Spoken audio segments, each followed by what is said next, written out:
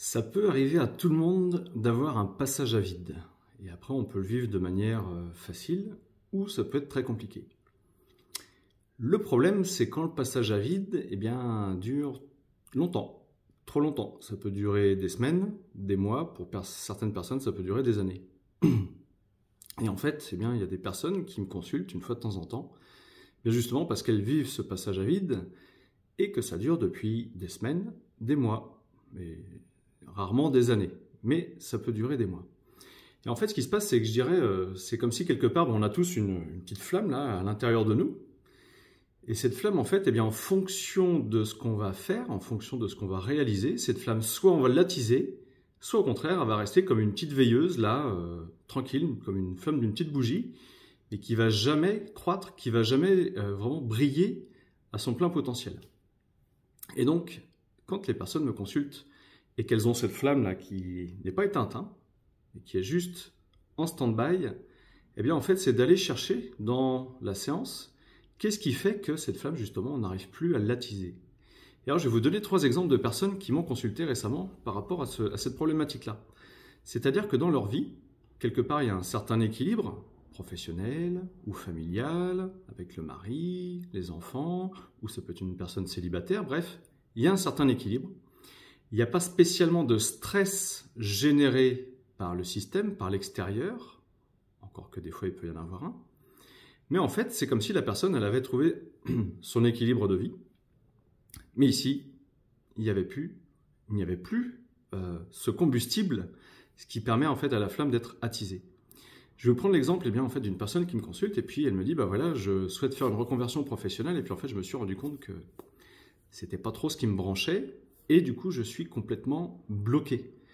Et ça m'énerve, ça me met en stress parce que lors d'une certaine échéance, en fait, je ne sais pas ce que je vais faire de ma vie professionnelle. Alors, on échange à ce sujet-là, et puis en fait, ce qu'on trouve, c'est que quand elle était plus jeune, elle était passionnée de roller. Elle adorait faire du roller, cette personne, et puis en fait, à un moment, elle était vraiment très très bonne dans cette activité. Elle était adolescente. Et puis en fait, il y a un moment où on lui demande de faire un exercice avec du roller, truc qu'elle savait faire, mais les doigts dans le nez. Et en fait, elle s'est complètement plantée. C'est-à-dire que là, elle a échoué à ce petit examen de roller. Et là, elle s'est dit dans sa tête, tellement elle a été vexée, mes rollers, plus jamais je vais en faire. En fait, les rollers, c'était sa passion. C'était quelque part ce qui attisait sa flamme à ce moment-là, quand elle était plus jeune. Et elle a mis au placard ce qui attisait cette flamme. Et donc, une vingtaine d'années plus tard, ce qui se passe, c'est qu'elle est complètement coupée de ses émotions, de ses ressentis, de choses qui peuvent la faire vibrer, de choses qu'elle pourrait mettre en place, qu'elle pourrait faire, de manière à ce que cette flamme, en fait, soit complètement attisée. Et donc, la séance a consisté à faire le deuil de cet épisode-là, où, quand elle a été vexée de rater cet examen, en fait, elle a dit « Stop, j'arrête tout ce qui me fait vibrer ». Elle fait le deuil de cela. Elle fait une sorte de rééducation à l'âge où elle a aujourd'hui en tant qu'adulte de refaire du roller, de se reconnecter à sa flamme intérieure qui vient de nouveau briller. Et en fait, ça l'a débloquée sur un plan professionnel, c'est-à-dire qu'elle n'est plus là à stresser par rapport à son futur. Au contraire, tout va bien pour elle puisque quelque part, c'est comme si elle avait renoué avec ce qui l'a fait vibrer. Ça, c'est un premier exemple. Un autre exemple, en fait, une personne vient me consulter. Il me dit, moi aujourd'hui, j'ai mon job, j'ai ma famille, mais je me sens bloqué dans ma vie. C'est-à-dire que là, c'est pareil, il y a vraiment très très très peu de choses qui font sens à ma vie. À ce moment-là, je lui dis, ok, on va aller chercher ça. Je lui dis, depuis quand? Qu'est-ce qui s'est passé? Il me dit, lui, c'était pas du roller qu'il faisait, c'était du skateboard. Et donc, en fait, il me dit, un jour, je suis tombé de skateboard, je me suis fait vachement mal à l'épaule, donc il a une 50aine d'années, quand ça lui arrive. Et puis il me dit, j'ai laissé traîner pendant 6 mois, après je vais voir mon médecin, radio, tout ça, il a fallu que je me fasse opérer au niveau de l'épaule. Et donc, là, les chirurgiens m'ont dit, monsieur Untel, à votre âge, on ne doit pas faire de skate. Alors lui il s'est dit, oui, peut-être qu'ils ont raison, donc il a arrêté de faire du skate. Et quand il vient me consulter, en fait, quelque part, ce qui lui attisait sa flamme jusqu'à ce qu'il ait cet accident et surtout l'opération, et surtout jusqu'à ce qu'on lui dise que ce n'était pas raisonnable de faire du skate à son âge, ce qui attisait sa flamme ici, c'était de faire du skate. Et donc, quelque part, dans son élan de vie, le fait qu'il arrête de faire du skate est comme si on lui avait dit « mais c'est pas bien, monsieur Untel ». C'est comme si, quelque part, on ne lui avait pas donné ses responsabilités, comme si presque on s'adressait à un petit garçon à qui on réprimandait d'avoir fait de mauvaises choses. Et bien en fait, le fait d'aller chercher ça, c'est ressenti, puis c'est venu chercher d'autres choses par rapport à son enfance, eh bien il s'est remis à faire du skate, et sa vie a pris une toute autre tournure, puisqu'il s'est reconnecté, tout simplement, à ce qui attisait sa flamme intérieure, et du coup sa vie, elle a changé. Et il ne s'est plus senti bloqué dans sa vie. Un autre exemple d'une personne qui, là, a quitté son job parce que ça ne lui plaisait pas, c'est une personne qui est avec beaucoup de diplômes, des diplômes très précis, qui a toujours travaillé dans sa vie, qui a une personne qui a une 40aine d'années, et puis qui me dit, là, aujourd'hui, je me sens perdu dans ma vie. Je ne sais pas quoi faire de moi.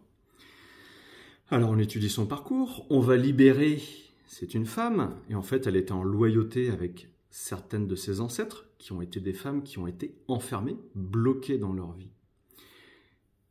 Et ce qui se passe, c'est qu'elle, en fait, eh bien, quelque part, elle n'a jamais eu des métiers passion. Ce sont son cursus professionnel et son cursus scolaire correspond à ce que la société désire de nous, souhaite de nous, c'est-à-dire apprends des choses, ne fais pas forcément les choses qui te plaisent, encore que elle, c'était son cas, puisqu'il y a une partie de ses diplômes qui lui ont plu, mais correspond à ce qu'on attend de toi, à ce que la société attend de toi pour trouver un bon métier, pour bien gagner de l'argent, pour pouvoir bien gagner ta vie, etc., etc.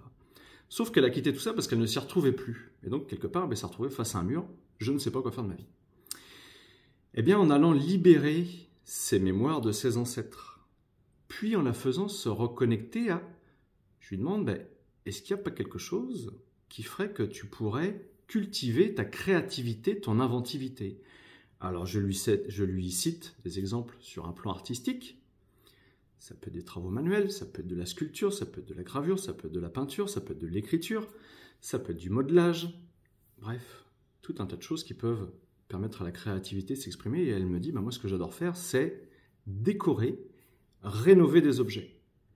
Et elle me dit, je l'ai déjà fait, sauf que là, depuis un certain temps, je ne le fais plus. Eh bien, peut-être que, je lui soumets ce projet-là, crée-toi ton petit atelier chez toi, rénove des objets, rénove des meubles, et puis tu vas voir que tu vas te connecter à ce qui vient attiser la flamme là.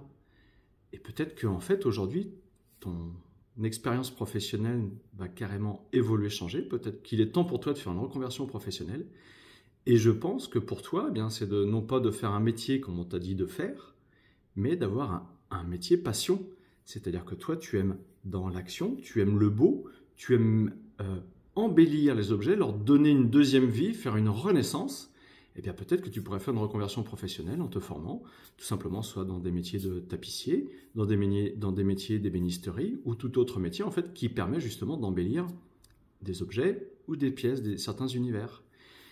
Et donc là quelque part, cette personne-là, elle va mettre en place à son niveau en fait cette façon qu'elle a de renouer avec elle-même et d'attiser la flamme, et du coup ça va forcément s'éclairer dans sa vie, c'est-à-dire que ça va lui permettre de comprendre qu'en fait, oui, c'est ça que j'aime faire, c'est ça que je veux faire, c'est ça qui me nourrit à l'intérieur, et donc d'avoir une expérience, de vivre des expériences professionnelles, mais du coup, certainement de faire une reconversion professionnelle où elle va être connectée à elle-même et à ce qu'elle aime faire.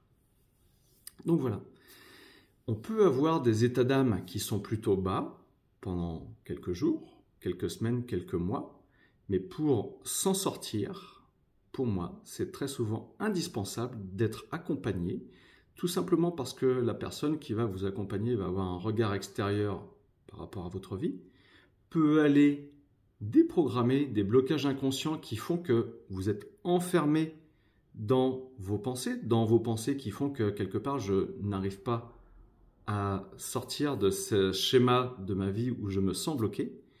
Et puis, en même temps qu'on va libérer des blocages émotionnels, c'est tout simplement d'amener la personne à se reconnecter à qui elle est, fondamentalement, de se reconnecter à sa nature et vraiment de pouvoir vivre pleinement sa vie en étant libéré de tous les conditionnements qui peuvent l'empêcher de vivre sa vie.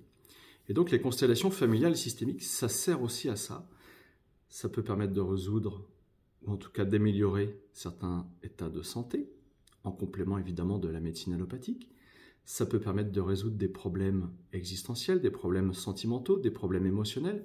Ça permet de retrouver un certain équilibre dans sa famille, dans son travail. Mais là, avec les exemples que je vous ai cités, ça permet aussi à des personnes, en fait, eh bien, tout simplement, de retrouver pour certaines le goût à la vie, de pouvoir retrouver une certaine aisance et facilité, eh bien, tout simplement, à vivre sa vie en toute liberté. Et donc, c'est pour ça que je propose, début 2024, en fait, sur 6 jours, eh bien, de se former pour les personnes qui sont déjà accompagnantes, qui sont déjà praticiennes, pour les personnes qui sont déjà thérapeutes, en fait, qui voudraient ajouter cet outil thérapeutique à leur pratique, ou bien qui voudraient en faire leur outil principal. Eh bien, c'est une formation pour apprendre à consteller en individuel, que je propose. Les dates, c'est du 22 au 24 février, un week-end sur 3 jours, vendredi, samedi, dimanche.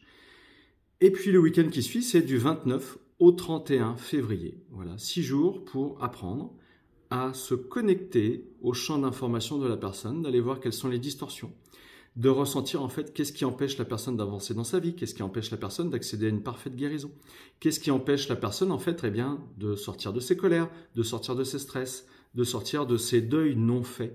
Les deuils non faits, c'est pareil, c'est une très grosse problématique qui empêche les gens d'évoluer, tout comme la notion de jumeau perdu, d'aller se connecter à ce jumeau perdu, d'aller se connecter en fait à des ancêtres, et puis même au-delà, à des lieux, etc., pour permettre en fait bien, à vos clients, aux personnes qui viennent vous consulter, bien, en fait, d'accéder à plus de liberté et de répondre entièrement à leurs questions. Les inscriptions se font par mail, contact gp44@gmail.com. Vous avez toutes les informations concernant la formation sur mon site www.boostezvous.fr et puis si vous avez des questions, bien n'hésitez pas à me les poser via internet par mail. À très bientôt.